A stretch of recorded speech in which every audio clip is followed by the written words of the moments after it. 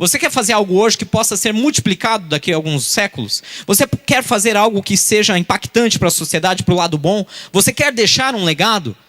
Eu estava lendo um livro, tem um livro do pastor Chip Sweeney. Ele faz parte de um dos pastores lá do grupo da igreja de Atlanta.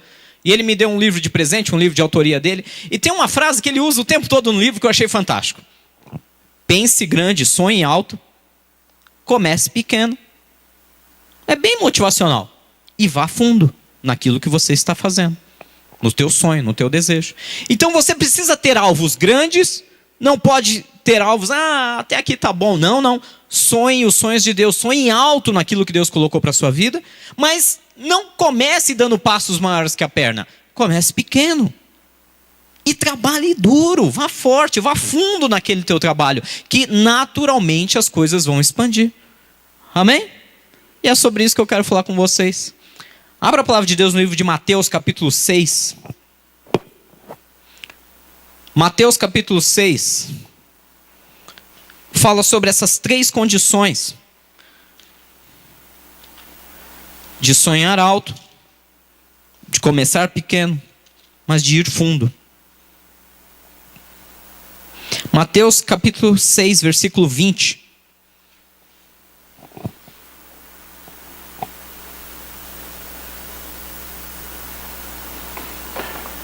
Fala sobre o tesouro no céu. Mateus 6,20 diz assim: mas acumulem para vocês tesouros nos céus, onde a traça e a ferrugem não destroem, e onde os ladrões não arrombam nem furtam.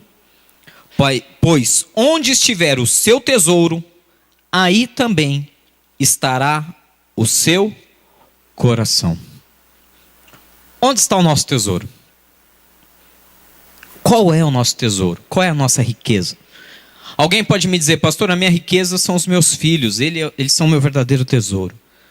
Outros podem dizer que é a carreira. Não, o meu tesouro é a minha carreira, eu conquistei com tanto esforço, eu fiz tanto por merecê-la. Outros podem dizer que o tesouro, inclusive, é a própria igreja. Não, a igreja é meu tesouro, é um lugar onde eu achei refúgio e ali está meu coração. Mas o que Deus está perguntando para nós dessa manhã é justamente: qual é o nosso verdadeiro tesouro? Você já parou para elencar qual é o tesouro da sua vida? Qual é o maior tesouro que você já conquistou? Existe um pensamento que eu, Rogério, quero dar minha opinião aqui, ainda bem que está sendo gravado. Isso não representa a opinião da Igreja Aprisco, nem de nenhum outro membro ou líder desse lugar. Mas a minha opinião é que existe uma ideia errada de uma determinada hierarquia de coisas na vida de um cristão. Existe um conceito de que, e essa frase se perpetuou ao longo das décadas, que em primeiro lugar de tudo é a família. Em segundo lugar de tudo, Deus e a igreja que representa a vontade dele na terra. E em terceiro lugar, trabalho, e assim por diante. É uma coisa escalonada. Eu não concordo com essa ideia dessa hierarquização de prioridades, segundo os conceitos que, na minha opinião, são humanos. Porque a palavra de Deus diz que amar a Deus acima de todas as coisas é o primeiro e grande mandamento. Acima. Não sou eu que estou inventando. Eu luto para tentar conseguir viver isso a cada dia. Mas é o que a Bíblia diz. Que amar a Deus acima de todas as coisas, com toda a nossa força, com toda a nossa alma, com todo o nosso entendimento. Meus irmãos, eu vou rasgar o coração com vocês. Como é difícil abrirmos mão de nós, dos nossos filhos, do nosso dinheiro, do nosso sei lá o quê. Como é difícil poder declarar de todo o coração, não da boca para fora: eu amo a Deus acima de tudo. Deixaria minha família por amor a Deus. Deixaria meu trabalho por amor a Deus. Deixaria minhas roupas, meu alimento, deixaria minha qualquer fama por amor a Deus. Como é difícil dizer isso, não só da boca para fora. Sim ou não? Ou estou exagerando? Ou eu preciso urgentemente de um terapeuta? Porque eu sinto essa luta a cada dia. Eu vivo essa luta a cada dia. Nós declaramos, meu coração está no Senhor, o meu tesouro é o Senhor. Primeiro o choro, opa, peraí, Senhor, eu preciso cuidar disso aqui, porque o Senhor me deu, então é para eu cuidar bem. E ainda usamos algumas desculpas, né? Ainda usamos alguns conceitos. É errado? Não. Não quer dizer que Deus não nos ame, não quer dizer que você não é um bom cristão, quando você coloca outras coisas como prioridade que não Deus. Não estou dizendo que você não é um bom cristão. Eu estou dizendo que eu me incluo nesse grupo, ficaremos sempre limitados no poder e na autoridade de Deus sobre nossas vidas, enquanto Ele não for o maior tesouro do nosso coração. Como eu sei que algo é meu maior tesouro? Eu vou falar pela minha esposa linda. Tão linda, Jesus. Obrigado, Jesus. Eu lembro quando a gente se conheceu. Fase gostosa essa, né? Quando você conheceu seu esposo, sua esposa, e ficava aquela coisa, e lembrando da pessoa o tempo todo, e querendo estar junto, e telefonemas. Desliga você. Não, desliga você primeiro. Vocês passaram por isso. E não via a hora de poder estar junto, de chegar ao final de semana, de se encontrarem. É um tesouro. É um tesouro que nós encontramos. A palavra de Deus fala isso, inclusive. Fala, aquele homem que encontra uma mulher sábia, encontrou um tesouro. E eu me recordo com muito carinho daquela época, porque, não que hoje não seja a mesma coisa, é que eu quero que vocês entendam simplesmente o fato de não estar perto o tempo todo, o fato de estar distante. Nós, por exemplo, nós só conseguimos nos encontrar aos finais de semana, e na igreja ainda. Era o dia que nós nos víamos. A semana inteira, eu estudando tempo integral, trabalhando à noite, ela era o inverso, trabalhava de manhã e ia para a faculdade depois à noite. Então nós não tínhamos tempo de nos ver, só nos víamos ao final de semana. Então o fato de nós ficarmos naquela saudade, naquele sentimento de querer encontrar, quantas e quantas vezes eu não me pegava pensando nela. Não que eu não... hoje você não pensa, pastor? Hoje é mais fácil, está do meu lado. Não preciso nem pensar, já está ali comigo. Graças a Deus por isso. Mas eu quero que você entenda o sentimento de desejar estar perto. O sentimento de querer estar junto. Deus gostaria tanto que isso acontecesse com ele. Deus gostaria tanto que nós tivéssemos esse sentimento. Senhor, eu quero estar contigo. Eu quero pôr na minha agenda, se necessário for. Eu preciso ter um horário para estar dentro do meu quarto, de portas trancadas, sem celular, sem tablet, sem computador, sem nada. Eu e o Senhor. Onde estiver o seu tesouro, estará o seu coração. Onde está nosso coração? Não, pastor, meu coração está em trabalhar 18 horas por dia, porque eu preciso. Precisa mesmo. Precisa mesmo. Essa semana eu estava conversando com alguns irmãos, né, no nosso discipulado. Eu estava contando uma situação específica da minha vida, onde eu decidi puxar o freio de mão e decidi gastar mais tempo com Deus do que mais tempo com finanças. Mas diminuíram as finanças? Sim, não sou hipócrita, diminuíram. Mas a qualidade de vida com Deus, com saúde, com família, melhorou 500, 1000%. E aí eu pergunto, trabalhamos 18, 20 horas por dia se necessário, e não conseguimos deixar legado algum. Não conseguimos deixar nada senão dinheiro. Dinheiro que, segundo a palavra, os ladrões roubam, ou a traça corrói, ou algo destrói. Deixamos dinheiro. Não se iluda, meu irmão. Você deixar um patrimônio para os seus filhos é lindo, é nobre. Mas isso não é legado. Não é legado.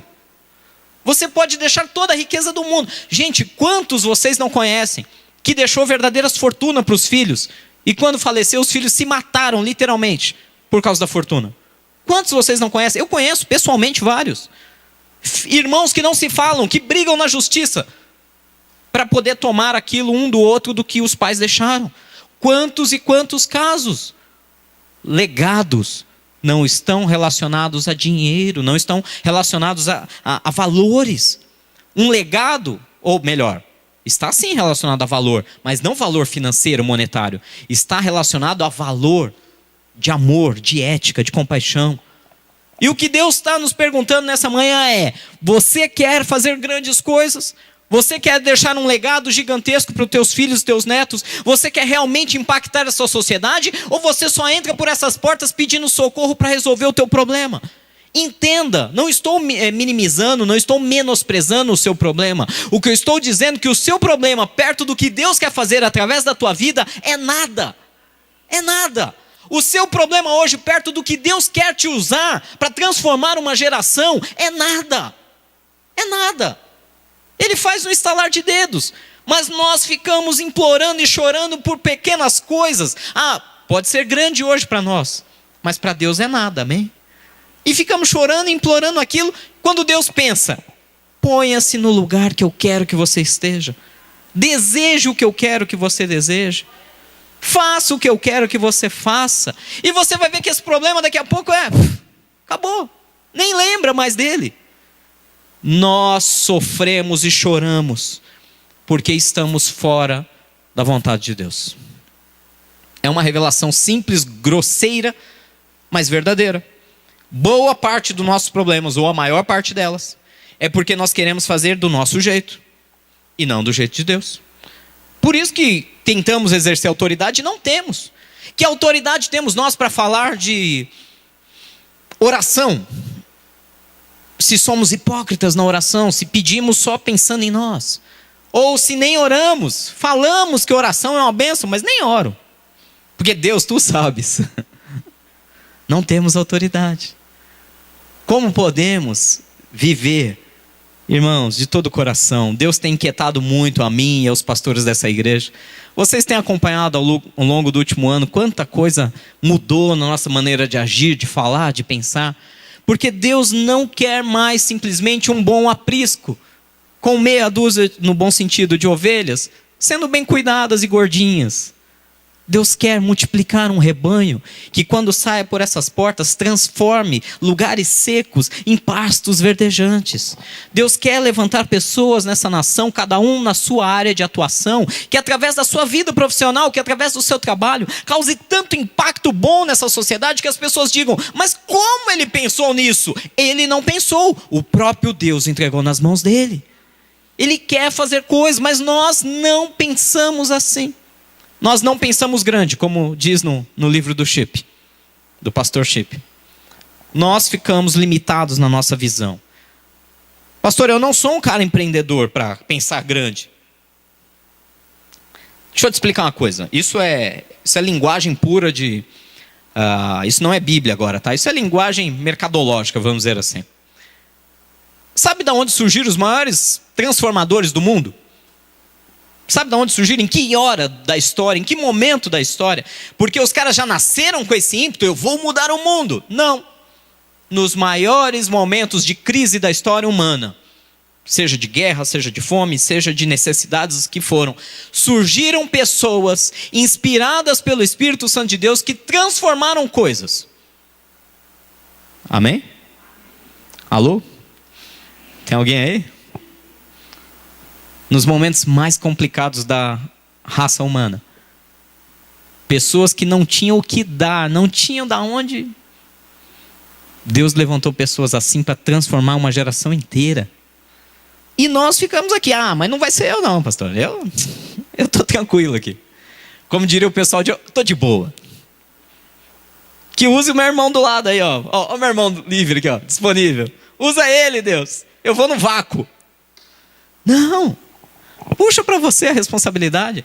Chama a bola para você e fala: Senhor, vem em mim. Vem comigo. Usa a minha vida.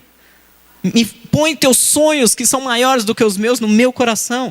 Põe os teus sonhos, Deus, dentro do meu coração. Me faça pensar grande. E aí eu vou começar aqui trabalhando pequenininho. Vou começar a fazer a minha... Vou começar pequeno, eu vou dar meus primeiros passos. Mas eu vou com toda a minha força, com todo o meu entendimento, com toda a minha alma no amor ao Senhor. E eu sei que alguma coisa vai acontecer.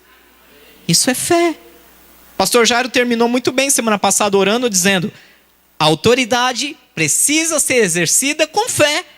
Lembra a passagem do centurião? Ele entendeu, eu queria falar mais semana passada, não deu tempo. Ele entendeu tão bem o conceito de autoridade que ele falou: Senhor Jesus, eu sou indigno, eu não sou nada. E olha que o homem era o chefe de 100 soldados do exército romano, o exército que dominava toda a região de Israel. E ele disse: eu não sou nada perto do Senhor, porque o Senhor é o próprio Deus. Mas eu entendo de autoridade. Eu mando um soldado fazer tal coisa, ele tem que fazer. Eu digo para esse vai, ele vai. Eu digo vem, ele vem. Eu entendo do conceito de autoridade tão bem que eu digo: o Senhor, sendo Deus acima de tudo, não precisa nem pisar na minha casa. Basta dar uma ordem e meu servo vai ser curado. Lembram dessa passagem? A Bíblia diz que Jesus, dado a ordem, o servo ficou imediatamente curado. E Jesus virou para os discípulos e falou: olha, tá vendo? Nem em Israel eu vejo uma fé igual essa. Esse homem entende do que eu estou falando. Autoridade e fé. O homem entendia tão bem o conceito de autoridade que ele creu que bastava uma palavra de Jesus e tudo ia ser transformado. Nós, bons cristãos de igrejas, muitas vezes entendemos que Jesus é a autoridade suprema e que basta uma palavra dele para ser transformado, mas não cremos que vai acontecer. Não cremos. Por que não? Não sei, eu acho que Deus tem mais o que fazer do que se preocupar com o meu problema. Se você buscar sonhar os sonhos de Deus na tua vida, se você pensar grande no que Deus quer, se você buscar entrar em sintonia nas alturas com o que o Espírito Santo de Deus tem preparado para você, o seu problema, pode crer que Deus vai cuidar mesmo. Vai cuidar mesmo. Gente, me perdoe, eu estou falando isso aqui há meses. Que uma igreja frustrada, buscando crescer em número, e eu estou falando da igreja brasileira como um todo, não tenho medo nenhum do que eu estou declarando aqui, eu sei do que eu estou dizendo. Uma igreja frustrada, que queria provar que era boa, crescendo numericamente, enchendo templos, começou a vender um evangelho barato. Começou a falar o que as pessoas queriam ouvir.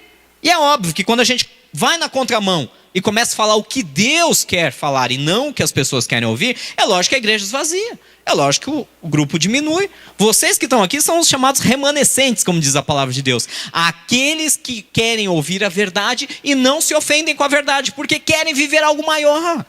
Precisam de algo melhor de Deus. É lógico que a grande multidão... Outro dia eu já falei isso, um irmão perguntou: pastor, puxa, 40, 50, 60 pessoas na igreja é muito pouco. Por que a gente não faz algo para lotar a igreja? Eu falei: porque eu quero ir para o céu. Eu quero ir para o céu. Quero mesmo, de coração. Quer lotar a igreja? É fácil. Campanha da prosperidade. Simples. Vou orar, vou derramar óleo. Enquanto Deus não der dinheiro para vocês, eu não paro de jejuar e orar. Acontece. Eu vou jejuar, eu vou orar, Deus vai derramar dinheiro? Claro que vai. Claro que vai. Tem uns mandamentos bíblicos aqui que não tem como você não conseguir o resultado. Eu uso a palavra como me convém, eu vou orar e me consagrar até Deus fazer todos vocês milionários, e essa igreja vai ficar gigante. Nós vamos ter que comprar um terreno e construir templos. De tanta gente que vai vir buscar a bênção aqui. Campanha só de cura e maravilha, de sinais e maravilhas. Basta eu e cada um dos pastores passar no mínimo 2, 3 horas por dia, que para nós não é nenhum sacrifício. Ir para o monte, orar, só para que Deus derrame dons de cura. E cada paralítico que entrar por essa porta vai ser curado. Pastor, então por que vocês não fazem isso? Porque é isso que eu estou tentando te dizer, meu irmão. Isso nós vamos crescer numericamente. Mas pessoas que só vão entrar por essas portas porque querem ver resultados. Pessoas que não estão nem aí com Deus. Pessoas que não têm o coração. Eles querem receber um milagre. Nada contra isso, eles vão receber. Mas na hora que você diz para esse camarada: agora que Deus te curou, levanta e sonha os sonhos de Deus e vai fazer a diferença aí fora na sociedade. Não, isso é para o meu irmão. Isso não é para mim. Vocês estão entendendo qual é o problema? Não existe problema em ser curado, em fazer milagres financeiros. Não tem nenhum problema nisso. O problema é que as igrejas usam a motivação errada para atrair as pessoas. Ao invés de abrir as portas e dizer, venha viver os sonhos de Deus para a sua vida, venha aprender os sonhos de Deus para a sua vida e transforme uma geração inteira. Não, as igrejas abrem a porta e digam, receba o seu milagre, receba a sua cura, receba a sua bênção, sua, não a de Deus. Está entendendo a diferença? Cuidado com o perigo de buscar o que é nosso e não o que é de Deus. Cuidado com o perigo de receber só o que satisfaz a nossa necessidade momentânea e não o que é eterno, que vai transformar vidas através de você. A palavra de Deus fala ainda em Mateus 6, versículo 33, e vocês já conhecem de cor, porque eu estou sempre citando esse versículo, que você deve buscar em primeiro lugar o reino de Deus e a sua justiça, e todas as demais coisas serão acrescentadas. Pastor, você está indo na contramão, você está atrasando a minha bênção. Eu vou para outra igreja que lá minha bênção vem mais rápida. Verdade, irmão. Verdade. A sua bênção em outra igreja vai vir mais rápido. Não tenho medo de falar isso aqui não. A sua bênção vem mais rápido em outro tipo de igreja do que essa. Por isso alguns saíram e foram buscar a própria bênção mais rapidamente em outras igrejas. Nenhum problema com isso. Abençoo e fico feliz por eles alcançarem as bênçãos deles. O problema é que eu quero cumprir essa palavra, nem que eu faça isso sozinho. Eu quero cumprir essa palavra. Que eu vou buscar primeiro o reino de Deus e como consequência disso, nenhum mal poderá resistir na minha vida. Dá mais trabalho? Dá. Dá mais trabalho. Demora mais. Por quê? Porque ao invés de buscar um resultado rápido para você e depois virar as costas e Deus que se vire, você entra num nível de comprometimento com Deus, com a igreja, com os seus irmãos, e como consequência isso leva tempo, dá trabalho, você precisa de esforço para isso, e como uma consequência natural, você entra em outro nível espiritual, a tal ponto de qualquer coisa, qualquer necessidade, doença, financeira, seja o que for, qualquer probleminha que você tiver, você simplesmente vira, Deus, estou aqui ocupado, sonhando o teu sonho, isso aqui está me atrapalhando. E Deus fala, tá bom, já entendi, pode deixar que eu resolvo para você. Só que as pessoas têm dificuldade de entender isso. Geração imediatista. Quando eu busco o resultado da minha bênção, Deus me abençoa, amém. Daqui a alguns meses... Deixa eu contar uma história meio drástica para vocês. Hoje eu estou empolgado. Eu não sei se vocês sabem, mas eu fui um devoto, sei lá se essa é a palavra, um devoto muito dedicado a outra religião, vamos dizer assim. Eu não gosto de usar essa coisa de religiões, mas... eu nasci, os meus pais eles eram líderes de um centro umbandista, né, um centro de umbanda. E eu nasci nesse centro de umbanda, eu cresci nesse centro de umbanda.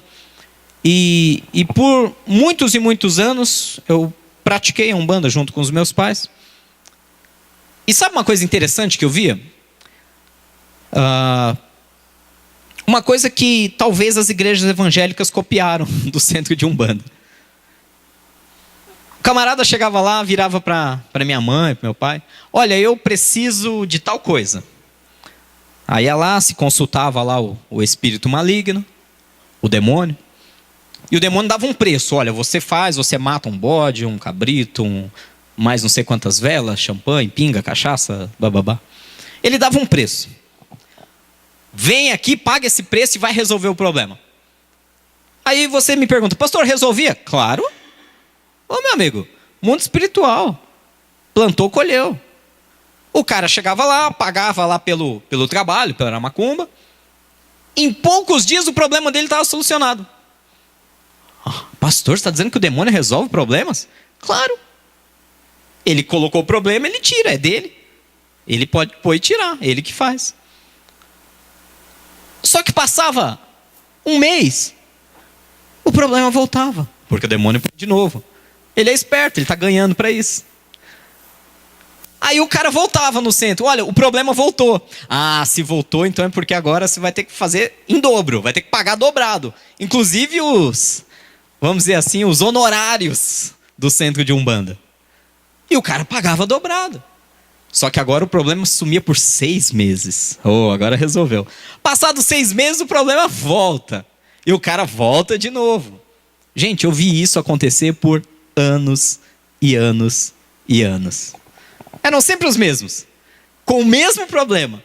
Pagava hoje, passava uns meses sem o problema, sem a enfermidade, sem sei lá o quê. Quando voltava, tinha que pagar mais caro. É triste dizer isso, mas eu vou dizer isso até olhando para a câmera. Algumas igrejas evangélicas copiaram o modelo do centro de Umbanda. Copiaram. Meu irmão, vem aqui. Nós vamos fazer um jejum, uma oração. Nós vamos arrancar esse demônio do teu corpo. E vai resolver. Bom, arranca. Expulsa o demônio. Resolve. Só que o cara vai embora. Não tem compromisso com Deus. Não tem compromisso com a igreja. Não tem compromisso com os irmãos. Aí daqui 6 meses o demônio volta. Porque a Bíblia diz que o demônio sai, dá uma volta, e quando ele vem e encontra a casa adornada, limpa e vazia, ele vem e traz 7 piores. A Bíblia diz ou não diz? Sim. Aí ele corre para onde? Para a igreja, porque na igreja me expulsaram aquele demônio. Irmão, só que agora nós vamos ter que orar em dobro, jejuar em dobro, sua oferta tem que ser especial, tem que ser uma oferta maior, mais gorda, porque esse demônio aqui, ó, essa casta só sai com jejum e oração. Aí vai, o irmão faz tudo o que a igreja pede. Arranca os 7 piores. O que o irmão faz? Agora eu vou entrar em compromisso com Deus e com a igreja e com meus irmãos. Não, eu vou embora. Cuidar da minha vida. O que vai acontecer daqui a alguns meses de novo? O demônio volta, traz 7 piores, e os 7 piores trazem mais 7 piores. E aí, você já entendeu o processo. Algumas igrejas, na ânsia de só resolver o problema, só tirar o problema, só tirar a causa, só tirar a dor. Eu costumo dizer na clínica, na medicina, que isso é fazer tratamento sintomático. O que é tratamento sintomático? Eu estou com febre, dá um antitérmico, dá um antipirético, dá algo para baixar a febre. Mas eu não vou procurar saber o porquê que está tendo febre. Você está entendendo o que eu estou dizendo? Uma coisa é, eu vou te dar um remedinho hoje e vai tirar a tua febre. Outra coisa é, nós vamos revirar você de cabeça para baixo. Vamos enfiar você dentro de um tomógrafo, se precisar for. Mas nós vamos descobrir o que está causando essa febre. Amém? Está entendendo a diferença? Uma coisa é, eu sou da igreja, eu sou evangélico, eu sou crente. Outra coisa é, eu amo a Deus acima de todas as coisas. Acima de pastor, acima de igreja, acima de tudo. Acima do meu problema. Meu problema dói, mas Deus é Deus. E eu vou dedicar minha vida a Ele e na hora certa Ele vai arrancar não só isso, mas vai arrancar todos os meus problemas. Ele vai curar minha família, vai curar minha vida, vai curar tudo que precisa. Não, eu não quero gastar tempo amando a Deus. Eu quero que Deus resolva o meu problema. Amém. Desculpe, eu estou muito sincero hoje. Você vai achar isso em outra igreja. Deus não está a nosso serviço. Deus nos ama, por isso cuida de nós. Você está a serviço do seu filho? Você, pai e mãe? Não. Você ama seu filho, por isso faz o que faz por ele. Está vendo a diferença? Você não é um empregado do seu filho. Você é um protetor que ama e que quer o melhor para ele. Se o teu filho crescer com essa mentalidade que você está a serviço dele, você está arruinado. E pior que tem gente na igreja crescendo nessa mentalidade. Deus está a meu serviço. Não, Deus é o seu pai, teu protetor. Ele faz o que faz por você porque Ele é apaixonado por você. Mas você precisa entender que aonde está o teu tesouro, está o teu coração. Onde está o teu tesouro? Tem gente que coloca tesouro até em problema. Pastor, meu tesouro sei lá, uma hérnia de disco que eu tenho. É uma dor no joelho. Como assim? Tem gente que pega uma situação ruim, um problema que tem na vida e dedica todo o tempo e energia àquilo. E se torna um tesouro, põe num pedestal. Gasta mais tempo com aquilo do que com Deus. Gasta mais tempo reclamando daquilo do que adorando a Deus. Aonde está o teu tesouro? Você tem que ir grande, tem que pensar grande. Como eu faço isso? Tem que sonhar os sonhos de Deus. Eu estou falando demais, eu estou empolgado. Vamos lá em Provérbios 4. Acordei empolgado hoje, aguentem. Aonde estiver nosso tesouro, ali está o nosso coração. Se o reino de Deus, se a vontade de Deus é o nosso tesouro, se o nosso coração está nela, nós vamos fazer coisas que condizam com isso. Não simplesmente vir na igreja no domingo, receber uma palavra e aí durante a semana o problema grave. Eu preciso ir para a igreja de novo. Não. Provérbios 4, versículo 20. Versículo 20. Esperar todos encontrarem. Provérbios 4, versículo 20. Meu filho, escute o que eu lhe digo. Preste atenção às minhas palavras. Nunca as perca de vista e guarde-as no fundo do coração, pois elas são vida para quem as encontra e saúde para todo o seu ser. Acima de tudo, guarde o seu coração, pois dele depende toda a sua vida. Algumas traduções falam de todas as coisas que se deve guardar. Guarde o seu coração. Esse versículo ele veio à tona no discipulado essa semana e Deus ministrou outra coisa totalmente diferente na minha vida através dele, nesses últimos dias. De todas as coisas que eu tenho que guardar, a coisa mais preciosa que eu tenho que guardar é o meu coração. Porque diz lá em Mateus 6 que aonde ele estiver, aonde meu coração estiver, ali está o meu tesouro. Ali está a minha vida. Aqui em Provérbios fala que do seu coração depende toda a sua vida. Procedem todas as saídas da vida ou todas as raízes da vida. Seu casamento depende do seu coração. Não do da sua esposa ou seu esposo. É do seu. É do seu. Mas é que ela, você não conhece. E o seu? E a sua responsabilidade? Como está o seu coração? Sua vida espiritual, desculpe, não depende da igreja que você frequenta. Depende do seu coração. Eu vou dar um exemplo. Eu tenho amigos mesmo, pessoais, que são pastores em algumas igrejas que vocês falam, não dá para acreditar. Lógico, por uma questão ética, não vou citar nomes, mas todos vocês conhecem igrejas boas e ruins. Igrejas que pregam abertamente mercenarismo, mercantilismo, dinheiro e coisas assim. Só que pasmem vocês, eu tenho amigos íntimos, pessoais, que são pastores de igrejas dessas. Falam, então esse cara é um sem vergonha. Não, porque eu conheço a vida dele. Pastor, então como pode? O coração dele está guardado. Ele pode fazer parte de... Vou dar um exemplo para você talvez não está entendendo bem o que eu estou dizendo. É óbvio que existe corrupção na política, sim ou não? É possível haver, hoje no Brasil, algum político que tenha o coração guardado? É. Conhece? Um ou outro. É raro, mas é possível. É possível. É sim. Não, pastor, não tem jeito, você está falando bobagem. Não tem. O cara pode até ficar um mandato só, mas ele guarda o coração. Vou dar outro exemplo, vai ficar mais claro. Na polícia. Existe corrupção na polícia? Claro. Isso é óbvio, tá comprovado aí, em todas as mídias. Mas existem ainda policiais que não são assassinos? Existem ainda policiais que não são miliciadores, vamos dizer assim? Que não fazem parte de uma milícia de maltrato à sociedade, que ainda se preocupam com a sociedade, que ainda querem cumprir a lei da maneira melhor e correta, que ainda fazem por amor aquilo que fazem? Sim. Isso em qualquer área da vida. Existem professores que ainda fazem por amor. Outros fazem por obrigação, por dinheiro, sei lá. Existem, acredite em mim, de coração, existem pastores. Até pastores. Que têm o coração guardado, que buscam guardar o coração do Senhor. Mas esses pastores não andam de helicóptero. Isso eu não vou entrar no mérito. Se anda, se não anda, se usa terno Armani ou sei lá. Não vou entrar nessa questão. A questão é que existem homens e mulheres que guardam o coração. Existem executivos que têm o coração ainda guardado em Deus. Pastor, você está pegando pesado. Daqui a pouco você vai me falar que bancários... Bancários não, bancários está cheio. Banqueiros. Vai me dizer que banqueiros ainda têm o coração guardado. Se ele guardar o coração, é possível. Qualquer área da sociedade. E esse é o grande problema. Nós estamos rotulando as pessoas pelo que ela faz. Esse cara é político, pronto, é corrupto. Esse cara é pastor, pronto, é bandido. Esse cara é banqueiro, é explorador. O coração é o que manda.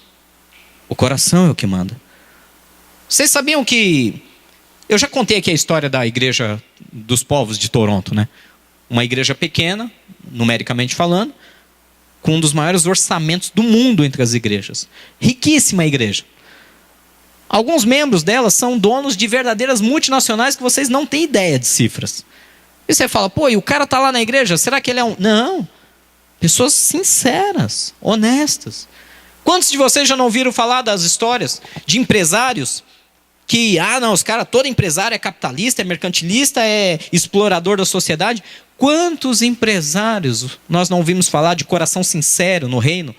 Conhecemos uma história bem famosa do dono, do camarada que era um simples faxineiro e se tornou o presidente de uma das maiores multinacionais do ramo de higiene. E esse camarada chegou a um ponto de viver apenas com 10% do salário dele e 90% é investido em missões. 90% do que ele ganha. Pô, 90% é muita coisa. É que você não tem ideia do que são os 10%. Se nós aqui vivêssemos com os 10% dele, a gente estava rindo à toa. Quando eu falo nós, é todos nós juntos, tá? Dividir os 10% dele para nós aqui, nós já seremos milionários. E o cara investe 90% em missões mundiais, especialmente na África, era o maior foco dele. Ou seja, guardou o coração. Não julgue, não pense que você, Deus, se eu crescer, sonhe alto, se eu crescer eu vou me corromper. Não, guarda o coração. Guarda o coração. É possível, amém? Sonhe alto. Vou usar as palavras do pastor Chip aqui.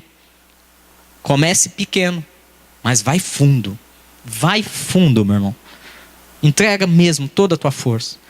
Sonhe alto com Deus. Sonhe em ser íntimo de Deus a um nível de intimidade que nenhum ser humano alcançou. Pastor, isso é heresia. Não. Não.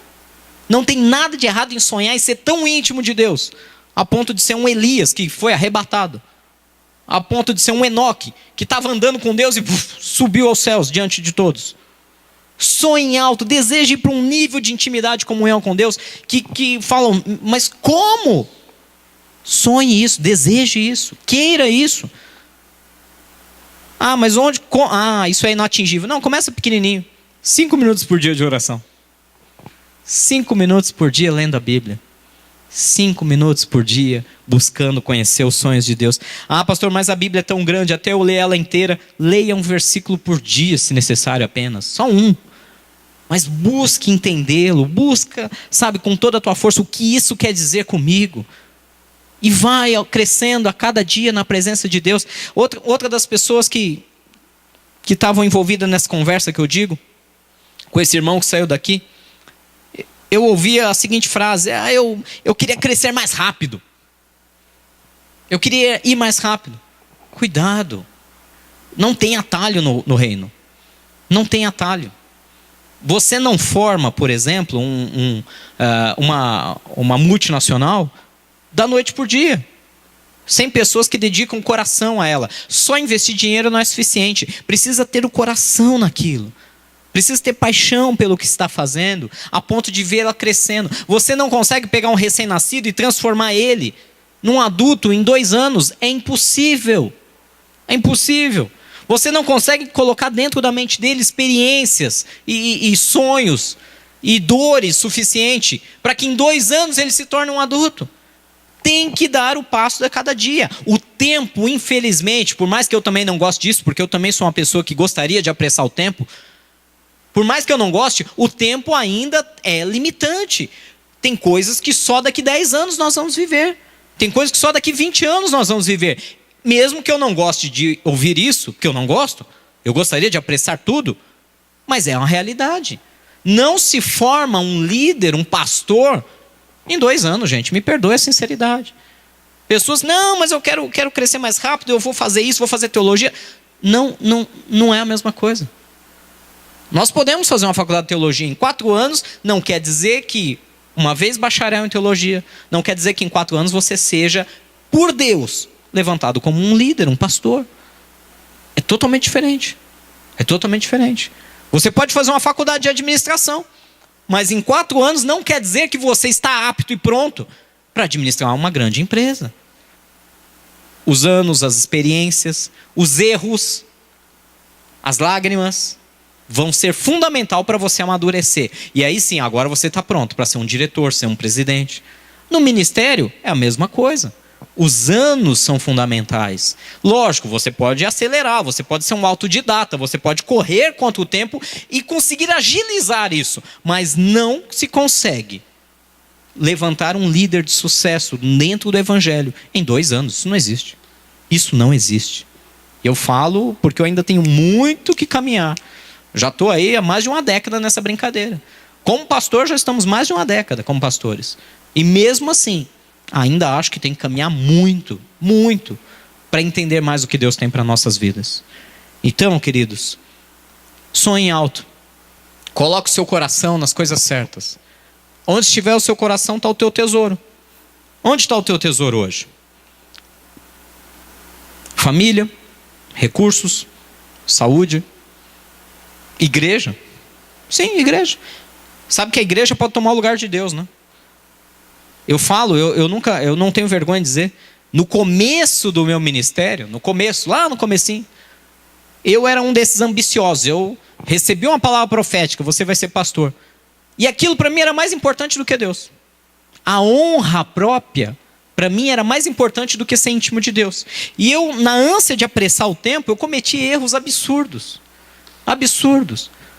De me colocar acima de irmãos, de achar que eu era melhor do que alguns irmãos, porque eu tinha dons, porque eu tinha isso, aquilo. Eu usei de maneira errônea os dons que Deus me deu, de revelação, de profecia.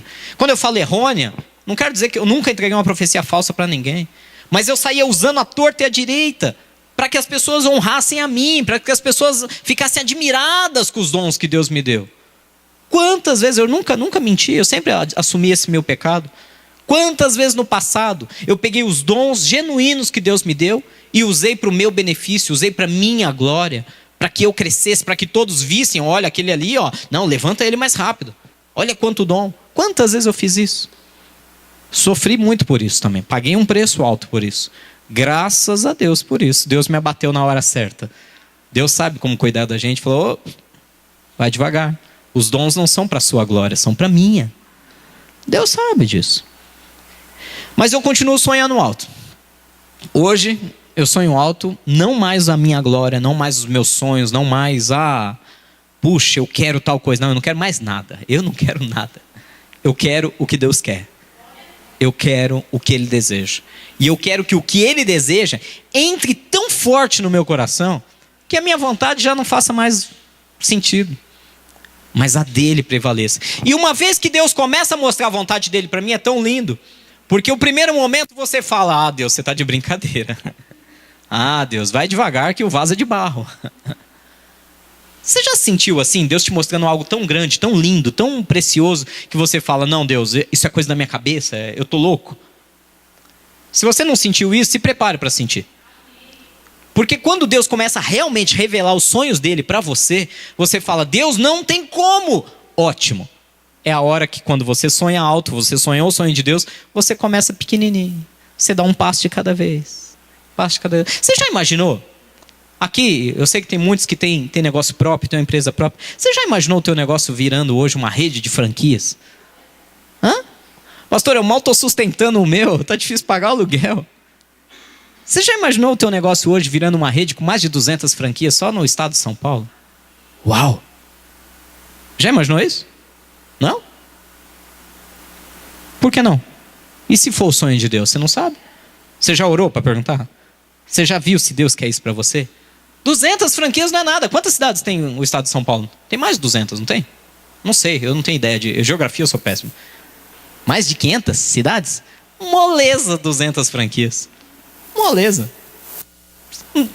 Se a gente for colocar uma por cidade, então, aí pega umas 500. Estado de São Paulo, hein? Não estou nem falando de outros estados. Não estou nem falando de outros países. Opa, pastor, você está ficando pirado, tô. Comecei a sonhar o sonho de Deus, meu irmão. Já imaginou aprisco? Já imaginou? Vamos falar agora de outro lado. Não é franquia, mas é o reino de Deus levando esse tipo de visão. Bom, se tem 500 cidades no estado de São Paulo, vamos chutar baixo. Já imaginou Deus falando 200 igrejas só no estado de São Paulo?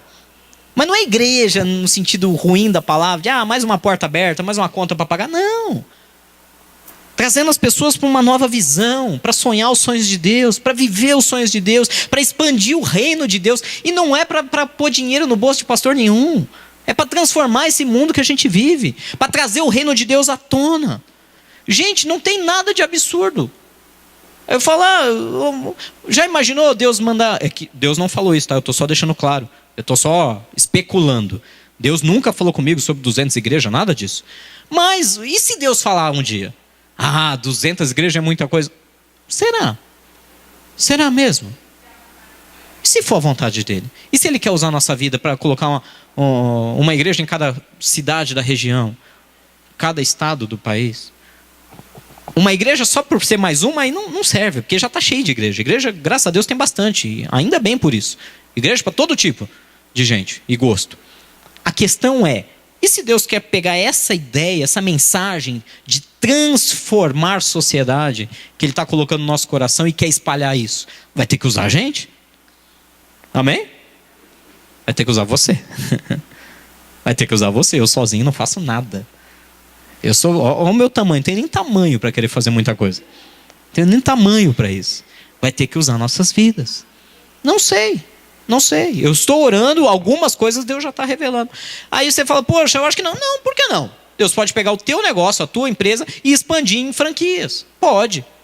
Pode levantar, ou em vez de franquia, pode te trazer condições de expandir sem franquear, sem que você mesmo assuma 5, 6, 7, 8 unidades. Não sei. Não sei onde Deus quer te levar. O que você não pode, com todo respeito, meu irmão, e porque eu te amo, eu estou falando isso de coração, que você não pode mais entrar por essa porta falando, Deus, resolve esse problema para mim.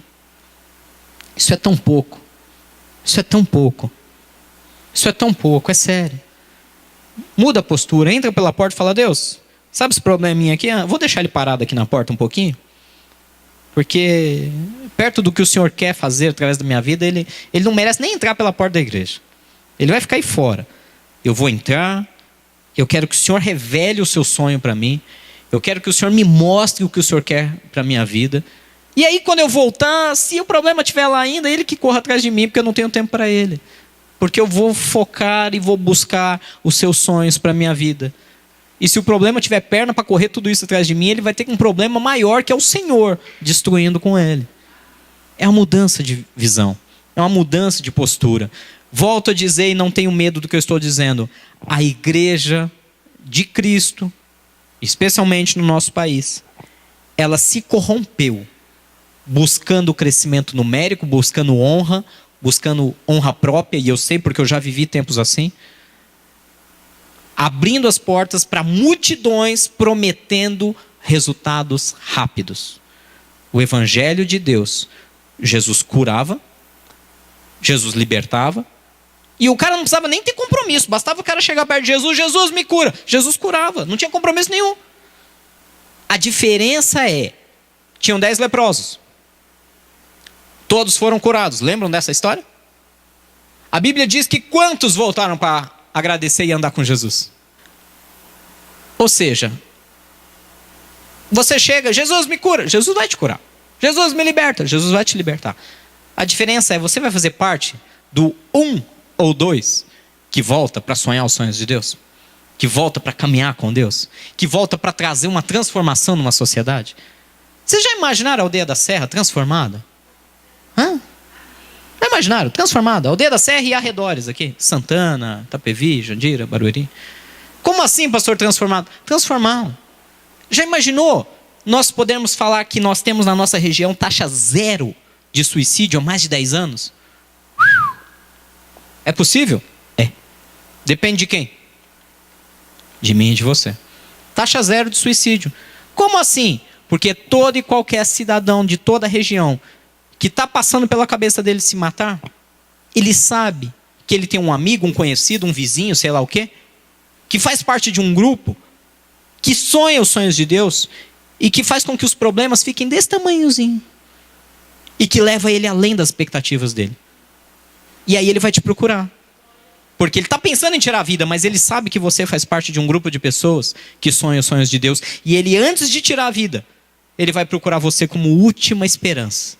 E você vai, através do poder do Espírito Santo, mostrar para ele o que Deus quer fazer através da vida dele. Já imaginou? Já imaginou a nossa região com taxa de divórcio zero? Zero. Pastor, é possível? É.